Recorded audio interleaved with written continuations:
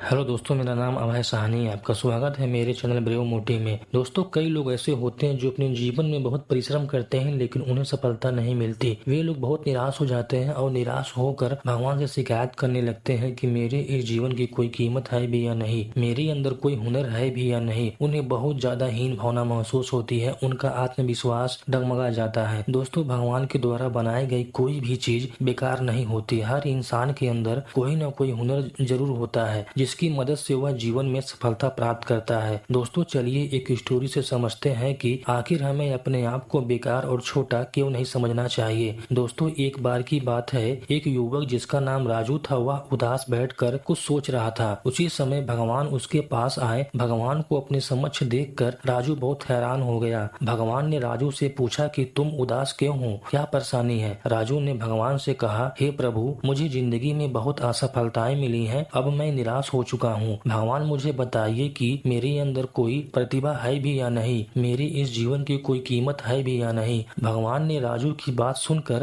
राजू को एक लाल रंग का चमकदार पत्थर दिया और कहा, जाओ इस पत्थर की कीमत का पता लगा लो, तुम्हें तुम्हारी जिंदगी की कीमत का भी पता चल जाएगा। लेकिन ध्यान रहे, इस पत्थर को बेचना नहीं है, सिर्फ इसकी कीमत का पता लगाना है। राजू उस लाल रंग के चमकदार पत्थर को लेकर सबसे पहले एक फल वाले के पास गया और कहा, ये पत्थर कितने का खरीदोगे। फल वाले ने पत्थर को ध्यान से देखा और कहा, मुझसे 10 संतरे ले जाओ और ये पत्थर मुझे दे दो। राजू ने कहा, मैं ये पत्थर तुम्हें बेच नहीं सकता। राजू फिर एक सब्जी वाले के पास गया और उससे कहा, भाई ये लाल पत्थर कितने का खरीदोगे। सब्जी वाले ने कहा, मुझसे एक बोरी आलू ले जाओ और ये पत्थर मुझे बेच दो। लेकिन भगवान के कहे अनुसार राजू ने कहा, मैं ये पत्थर तुम्हें नहीं बेच सकता। फिर राजू ने उस पत्थर को लेकर एक सुनार की दुकान पर गया जहां कई तरह के आभूषण पड़े हुए थे। राजू ने सुनार को वह पत्थर दिखाया और उस सुनार ने पत्थर को बड़े गौर से देखा और कहा, मैं तुम्हें इस पत्थर के